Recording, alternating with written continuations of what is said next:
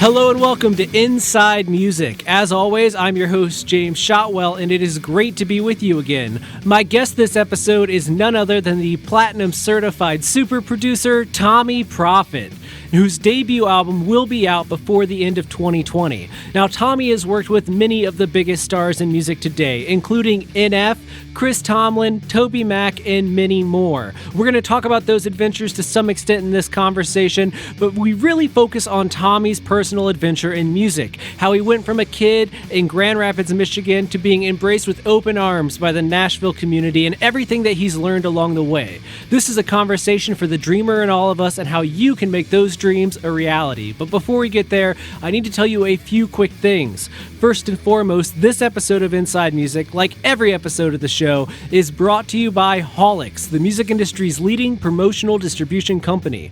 Holix works with record labels, publicists, and independent artists to share new and unreleased music without fear of piracy. To learn how they do that and get your free 30-day trial, visit Holix.com. That's Haulix.com. You should also check us out on YouTube. Our channel is called Music Biz. That's Music B-I-Z. And of course, be on the lookout for Tommee's debut album arriving later this year. But right now, all you need to do is sit back, relax, and enjoy my conversation with the one and only Tommee Profitt.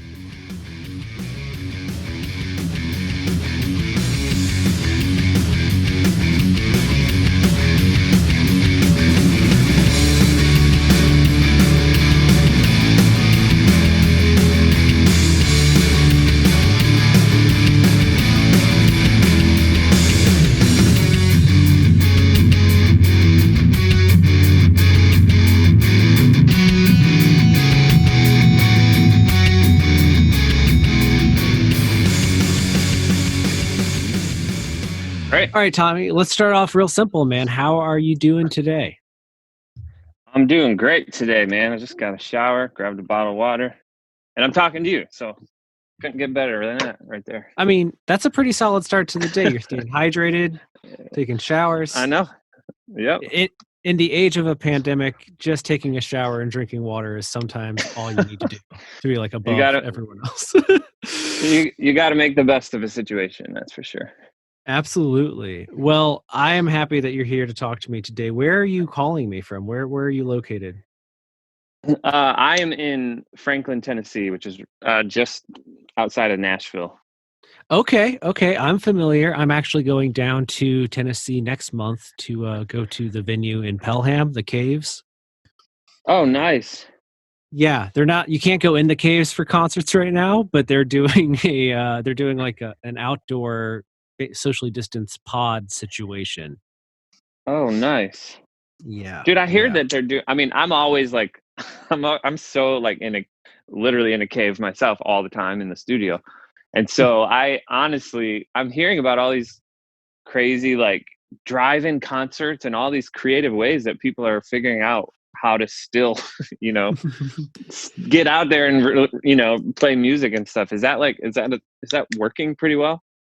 I mean, it depends on the thing that you're trying to perform, right? Because some genres, I would say, lend themselves to this new age better than others. Like I saw Mark Rebele do a drive-in concert back in June, and it was kind of cool because he performs in front of a green screen, so they could use the big drive-in screen to kind of blast all of his visuals and stuff. But once he starts doing his thing, he's literally in a tent surrounded by a green screen, so you don't actually see him performing other than what's being broadcast in front of you, and then you're just sitting in your car listening to your car stereo. So there's a little bit of a disconnect where at first you're like, oh my gosh, it's music, and then you're like, oh, I'm just listening to the radio with my friends watching got it. Yeah. I wonder how they're doing some of that.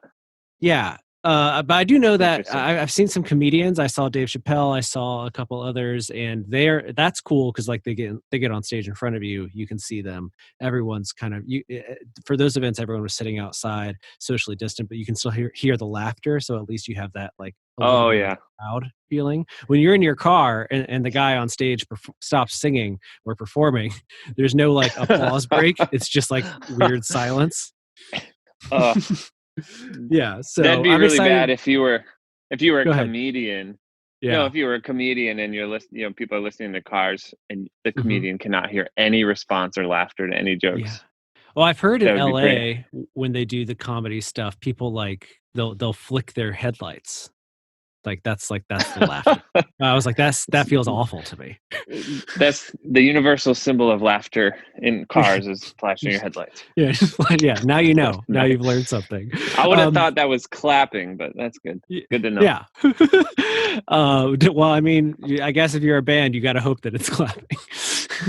I mean, if you maybe honking would be a better symbol of laughter in a car, right? So what I hear is that they'll tell people to save their honks for the end of the show. So like the comedian does their big closer, and they're like, "Good night, wherever you are," and then everyone honks their horns.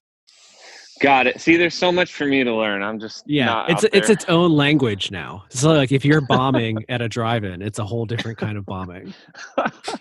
That's hilarious. People are throwing tomatoes at their windshield inside. They're just wiping their windshield. Everyone drives home in ketchup.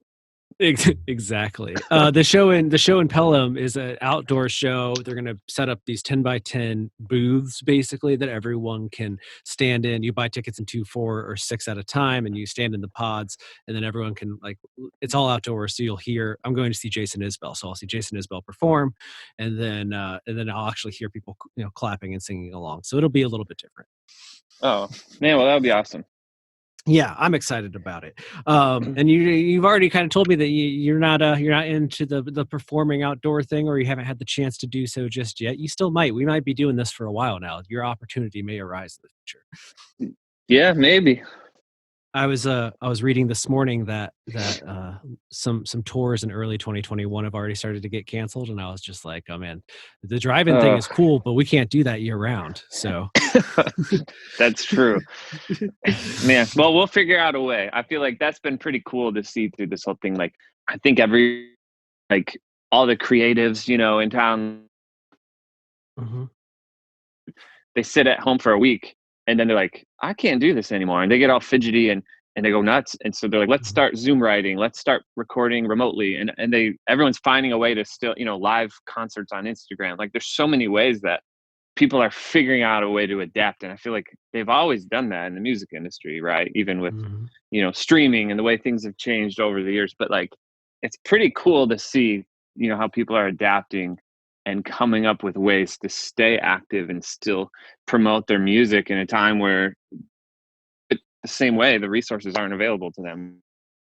Yeah, it's really interesting. Plus, People aren't available to them in the same way, Yeah, and it's interesting to see who's handling it well and who isn't from every angle. Like there are the people that are like, I got to perform because that's how I make my living. And then I've talked to some artists who have said that like they're really creatively inspired right now and they're just like writing so much material. And I've talked to some who are like, I am just banging my head against a wall because I don't know how to write songs about this. Like I don't know how, I'm not able to go out there and get inspiration. So for you being a producer and a songwriter now, what's been how have your creative juices been flowing over the last 6 months? Man, I feel like they went nuts in a good way. Like I think because I do a lot of producing for other artists, but I also produce a lot of my own music. Some of it's I do a lot of cinematic music, whether it's for movie trailers or TV shows, and just put out my own releases of cinematic, songs with artists singing on them or whatever. But I'm always behind, and I always have people coming in and they're adding to a plate that's already full, right? And so I'm like, all right, well, I'll finish the song in a couple months, which is such a drag to pull up a song from 3 months ago and feel inspired to finish it, right? Like you're kind of in the moment and you want to finish it as quickly as possible. So when the whole everything shut down in the quarantine, I just kind of I got right to work on some projects that I've been wanting to get to for a long time, and it just felt like I got really deep into it, right? And I was able to catch up on things and start new things and work probably more creatively than I had in a long time, just because nobody was coming in and interrupting that flow, you know what I mean? And adding to the stress. It was like, man, I'm just going, and I get to stay in it without anyone interrupting. And so, for me, just being a hermit in my cave in my studio is just kind of, that's like your happy place, right? Like that's kind of what you dream of. I remember the times when I was a kid and I was in my parents' basement with my headphones on by myself making music. And it was like my dream that was my favorite place to be. And I felt like I got to return there for a little bit. And it was it was pretty amazing, I'm not gonna lie. How much material do you think you're now just sitting on because you're in various stages of completion, or it's done and you're like, I don't know what to do with it yet, but I'm ready? Do you mean just in general or from these 6 months? What? From these 6 months, we'll start there. Well, I have. So I made a massive album during the last 6 months. Like more work into it than I've ever put into anything in my entire life. And I just finished it, and I'm actually announcing it next week. So I'm pretty Okay. stoked about it. But it's like I feel like it's my my life's work. I've never worked harder and or more on anything. And it Mm. also absolutely kicked my butt. I mean, it was pretty intense.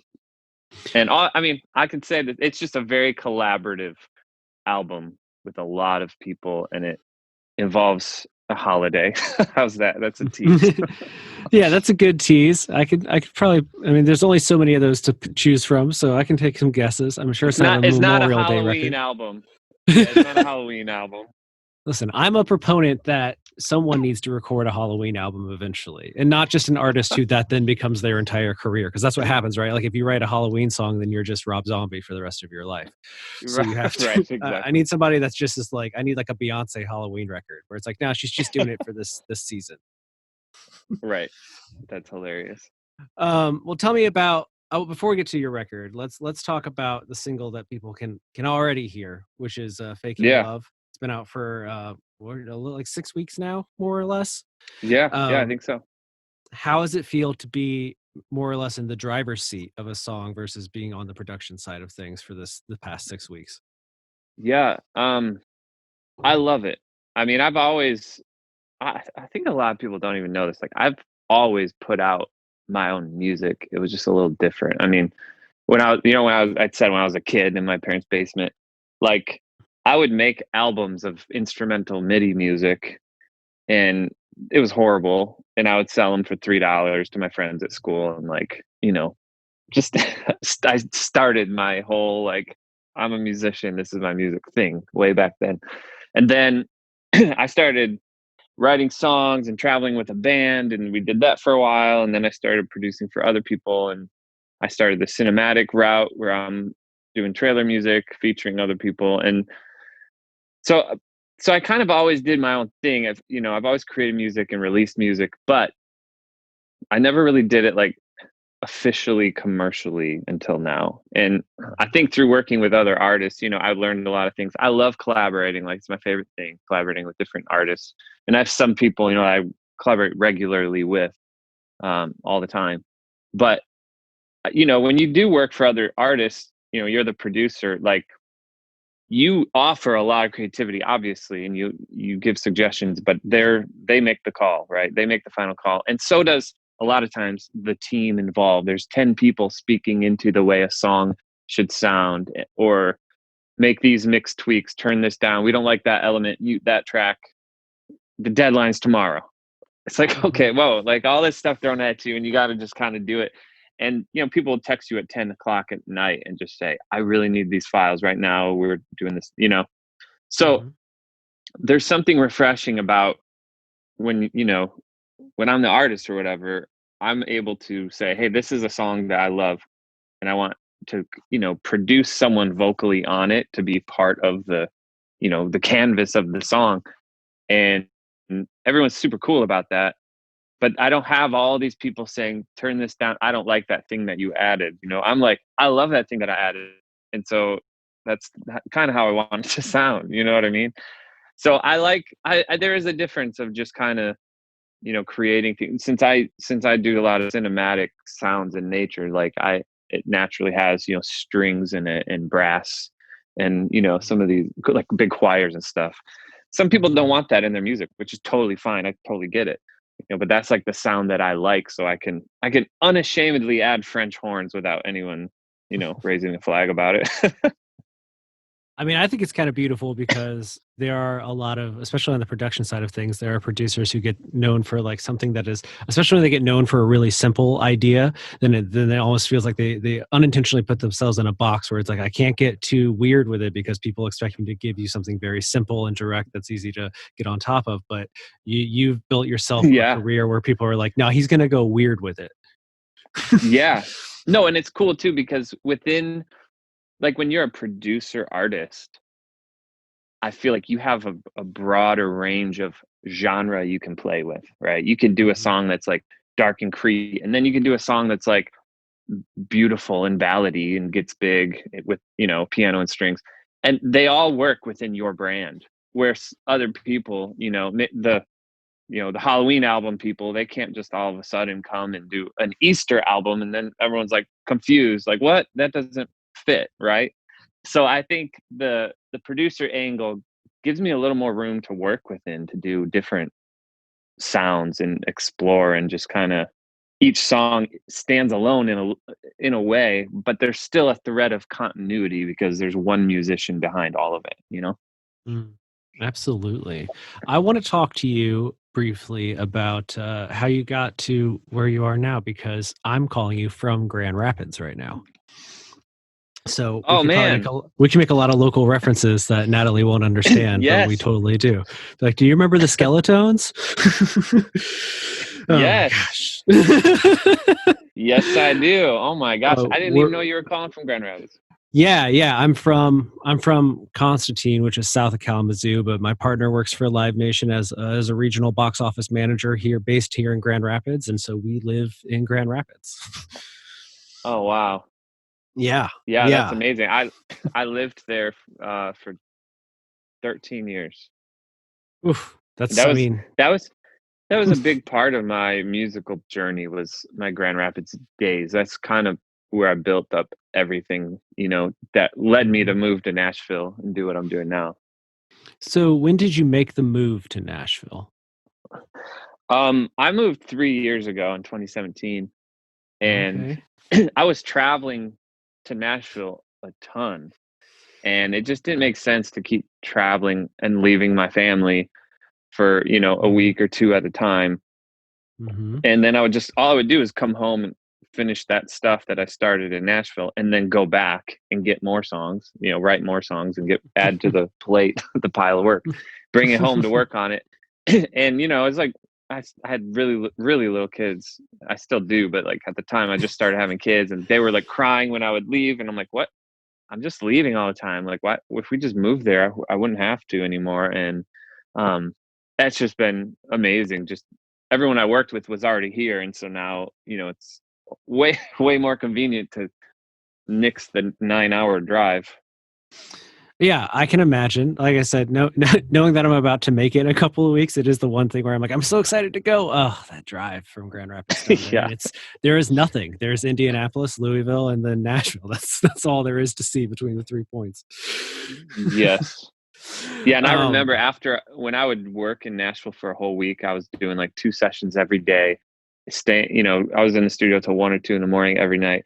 And then I would make that drive on Saturday at the end of the week in absolute silence. And not I wouldn't want to listen to music. I wouldn't listen to anything. I would just my brain was fried and I was just staring straight ahead, just on a silent drive all the way home, like detoxing. Yes, that's one of those things about the music business people don't know is when you spend that long working on something and you have that drive home, it's always like it's either silent or it's like podcast became a thing at one point. And people are like, this is why I like podcasts, because I don't have to listen to somebody play the same 12 bars over and over again for 6 hours. Oh yeah, no, I completely understand. Mm. Now, when you made the move to Nashville, we've all heard the story of I decided to make the jump and things didn't move as quickly as I thought they would, Mm. or the doors didn't open that I did. But it seems like in your case, you made the move, and because you'd already kind of hit the ground running by the time you came to Nashville, like it was ready for you to arrive. Yeah, they basically, when I say they, I guess I mean uh, artists and my publishing company and my label, like everyone that I work with and know here. Like everyone was trying to get me to move out here 2 years earlier, and I was like, no, I don't think I'm going to move to Nashville. I mean, I lived in Michigan my whole life, and I just didn't. I didn't think my wife would want to. I just didn't think I even wanted to. Like, it just didn't feel right. But it got to Mhm. the point where, like, I didn't move until I had to move. Like, Nashville made me move here. It wasn't so much I'm just gonna go and start from scratch and try to make something happen. You know what I mean? Mhm. Mhm. So yeah, But I feel very thankful. Things were kind of moving already, and I just I really feel like I almost didn't have a choice. If I wanted to well, continue in music, like, I had to go here. I, I've read a bunch of other conversations that you've had with people, and I feel like it's interesting to see how, with a career like yours, people always have like this thing where they're like, I can't believe you worked with Migos or Hunter Hayes or some of like the big names. But maybe it's because I'm from West Michigan and the community that we come from. But there is a part of me that gets most excited because I know of your work with like Toby Mac, and I'm just like, oh, you met Toby Mac, being in the Midwest. That's Oh a yeah. name that you've known your entire life up to that point. Oh yeah. No, for sure, man. I was in Grand Rapids. I was in college. I was a huge Toby Mac fan. I Right? listened to a lot of his music and just yeah, it's really cool. I feel like the industry honestly is like a smaller circle than people think. You know what I Yeah. mean? As far as like it's a community, and Mhm. when when you're a kid and you dream of being, making it in the music industry, you view it as like this massive impenetrable fortress that you Mhm. just everyone tries to get in, jump over these walls that are 1,000 feet high, and it's like you can't get in. It's this big like machine.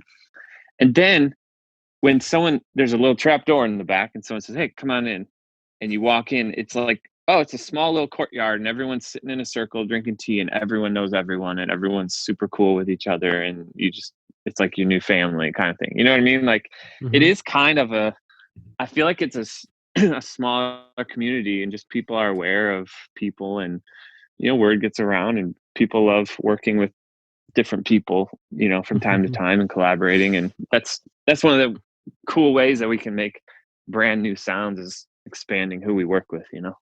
Yeah, and Toby's one of those guys that has been doing something similar to you in that he's like open to any idea that you have sonically, musically for a long Yeah. time. Oh yeah. And he works really meticulously, like, on each, working with him, it showed me like some artists come in and they just like, this is what feels right to come out, boom, I'm done, and the song's done in a day. Mhm. But, other artists, and Toby taught me this, which is actually amazing. Like, he takes his time and he's like, you know what? I want to revisit this verse. I think it could be better. I think this could be better. I want to deliver this a different way. I want to change this word. And I was like, oh, I just wasn't used to that. And then after we spent, 8 or 9 days on one song, I was like, you know what? That's why he has the career that he does. It's lasted for 20 years because, a lot of the people come in and one day a song is done, they have 1 or 2 albums, and then you don't hear about them anymore. But Mhm. I think Toby and a lot of other artists in town, they're meticulous and they care so deeply about every little element in a song. Mhm. And I think that's what I mean, that's the difference sometimes, not always, but that's the difference between some artists that have a legacy career that's decades long. You know what I mean? Mhm. Mhm. As long as you can stop from becoming like a snake eating your own tail and can't get to the other side of the song, then it's all good. Exactly. We all wrestle with that. Yeah, I mean that's the ultimate music industry dilemma is like how do I push it further but also know when to say it's done. Yep. Oh, totally. And it seems like you're figuring it out because let's bring it full circle now. You are about to announce this record. You're putting out your solo stuff. And I imagine as a producer, I always imagine that it's a little bit harder to know when your own stuff is done because this is the thing you're keeping for yourself. Oh yeah. And I think I have a system that's been working pretty well. I play the song from the beginning. You have to have context. You start it Hmm. over from the beginning. You play the whole song through. And if you can get through the entire song and like nothing stands out, like, oh, I need something here, or that shouldn't be there, and you just kind of listen to it and nothing stands out to me, that's when I decide to call it, because if you get way too deep into it and start soloing everything and listening to everything so like closely that like you're way too close to it, you don't even know if it's good. And sometimes people just change it to change it, but it's not actually better. It's just different, and you just keep changing it over and over. And I think the hardest thing too is, you know, release, releasing a song that's so old sometimes. Like, Mm-hmm. you make a song and everyone loves their newest thing the best, right? That's like, Right. oh, I'm playing my new song in my car to listen to it, to check a mix or whatever, and you're so excited about it. But if that song doesn't release for 8 or 9 months, like, you're not genuinely as excited about the song, just because you're working on new stuff, right? And so most of Mm-hmm. the time when we release an album or music, anyone, it's usually like they're already on to the next thing, and they're kind of going through the marketing, circle and schedule, because they do care about it, obviously, but they're more excited about their newer project. Everyone across the board, you know Mm-hmm. what I mean? So that's Absolutely. hard. It is a weird thing. Even when I'm on the press end of things, you're always talking about, like, the album that I have to talk about today in a review that I'll have to write later today is something that I heard 3 months ago, and I'm already on to like December, January stuff in my mind. So I'm like, I mean, this is Oh really good yeah, 3 months ago when I heard it, and I'm glad everyone gets to hear it tomorrow. But wait until this next thing that's like on I the know, I horizon. know. I know that's like the hard part about all this. Like, I miss the days when I could make a song, and the second I was done with it, I could throw it up on YouTube and release it instantly. And like, Mm, there was no months long lead time and plan, like yeah. marketing plan schedule. It was just like, boom, I made this. And it was like instantly sharing your newest thing, and Oh yeah. I wonder if we could actually find a way to provide that to some artists, because that's an exciting thing. When the closer to finishing the song that you can release it, the more the artist is going to be excited about talking about it and promoting it and sharing it. Absolutely. Like, that's the serotonin dump we're all chasing. Like Yeah, that that exactly. immediate gratification feeling. And I do a lot of work in film too, and I feel even worse when I get to talk to like an actor or something. I'm like, you filmed this thing 2 years ago, man. Hey, you cannot want to talk about it right now. Like, Oh yeah, they've all made 2 movies since, and they're on a yeah. third, and they're Hmm. talking about it, such an old thing. But yeah, I mean, that's just Yeah. part of it. I understand too. It's the dance. Well, for you, let's talk about your immediate future. So you're gonna announce the record really soon. What does the rest of the year look like for Tommee? um, Promoting said record. There's a lot is going into marketing and promoting this big thing. And so I'm actually very excited about that. There's video content, all these other really cool ideas that we have. But Mm, I'm so burnt out from it in a good way. And I'm mhm. glad that I spent that time. And so before I jump into something brand new already, like, I need to just take some time, just kind of be lighter on my schedule for a little bit, just promote this thing. And just, I'm working with a couple artists right now too on, some of their stuff. Just, I'm kind of trying to slow down in my life for the first time. It hasn't been going well so far, but I'm working on it. That's always the balance, right? Is trying to get to a point where you can, balance family and life and your sanity with your creativity and your ideas, and then keeping up with everyone else's demands, across the board. So that's Mm. kind of where I'm at. I mean, I don't have a major project coming up that I haven't really started working on yet. I think I'm going to just chill and enjoy this one, and then see what hits me after this. Well, I love to hear it, man, and I wish you all the best. Can you give us a little taste of when we'll hear something new from you? Will it come with the announcement? Um, yes, there will be a small taste with the announcement, which you should hear the announcement probably next week. Great. I'll take it. I'll take it. If people want to keep up with everything Tommee Profitt, where do they find you online? They can find me pretty much everywhere: Instagram, Facebook, uh, Twitter, and my website. It's all Tommee Profitt. But they spell my name. Tommee is with 2 E's, with 2 M's, Mhm. 2 E's. Profit is 1 F and 2 T's. Love it. Love it. No Thank one you. gets that right. So No, I've learned it. If you get the trick of the double letters, it's easy. two M's, two E's, one F, two T's. I should make a T-shirt that says that, maybe. It actually just says that though. Just that's all it says. Two M's, Oh. two E's, one F, two T's. I would rock this. Thank you so much for doing this, Tommee. We are all set on everything.